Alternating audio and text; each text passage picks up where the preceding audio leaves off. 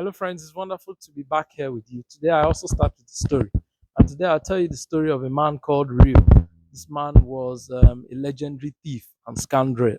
He was a man who terrorized a particular area, a particular village that was called Silverbrook. And this man terrorized this village for many years, continued to steal from them at the banks, at the post offices, at the grocery stores, anywhere he could. He stole from the inhabitants of that town where he lived. And the police were after this man for many years, but they found it incredibly difficult to catch up with this man.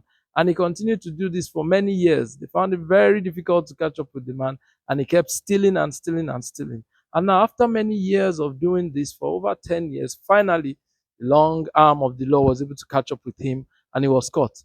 Now, when he was caught, the police decided to have a sit down with him, and in the course of their investigations, began to ask him a lot of questions. How is it that was possible for you to evade arrest for so long? How is it that it was possible for you to stay ahead of the law for so long, making it difficult for us to catch up with you? And so Mr. Rio started to tell the police many stories of the different things he used to do, the kind of clothing he used to wear. He loved his guys a lot, so he used to wear trench coats even in the daytime. He used to use shades and dark glasses. He used to, grow a beard sometimes. Some other times he shaved the beard. Sometimes keep hair, other times not keep hair. He had different devices that he was using as a disguise in order for the long arm of the law not to be able to catch up with him. Apart from that, at other times too, he got other people, paid other people, to carry out these endeavors for him. And so he was really brilliant at what he was doing, and it was difficult for the law to be able to catch up with him. And that brings us to the concept of the evasion of the immune system by viruses, which is what we want to discuss today. How is it possible that viruses are able to evade the immune system and its detection? Now, we know that naturally the immune system is designed in such a way that it's supposed to be able to identify any form of pathogen, whether it be bacteria, virus, parasites, helminths, whatever they are. The immune system is designed to be able to identify them now. Not only identify them, find a way to tag them, mark them, and get rid of them from within the human body. That's the function of the immune system.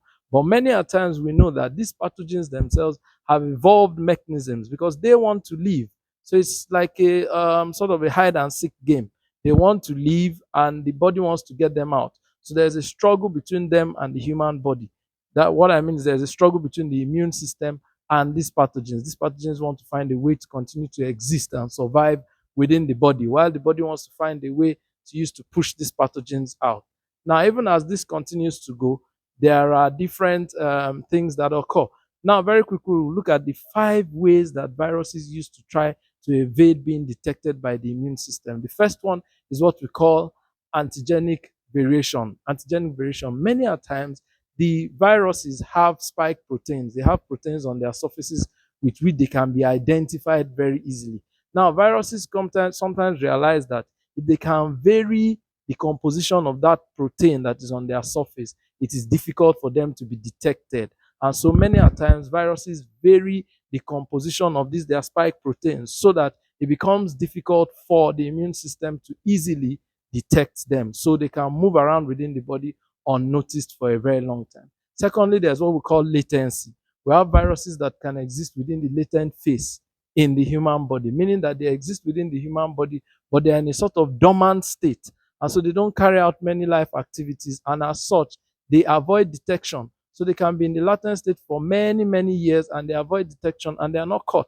They continue to roam around and do what they like. But whenever they decide to begin to start replicating, then they can be identified by the immune system. That is another thing that viruses can do. Another thing viruses do, for an example, our HIV virus, is that they suppress the immune system.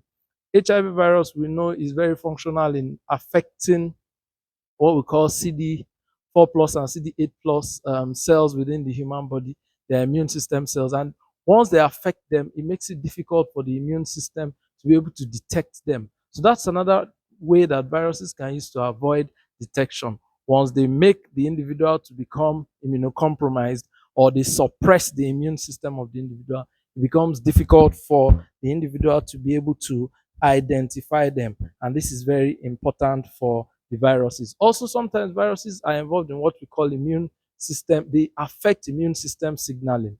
Now, many times when a pathogen finds its way into the human body, many a times there are many chemicals which play a role in immune response. We have cytokines, we have interleukins.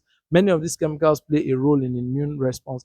And many a times, in order to stop these chemicals from functioning, the viruses have a way of disrupting the system of signaling so that these chemicals are not secreted. And when they are not secreted, many a times when they are secreted, is so that they can signal to other cells of the immune system to come and fight against these pathogens. So many viruses are able to block this signaling pathway and make it difficult for this to happen. And so these are some of the ways that viruses use to make it difficult for them to be detected within the human body.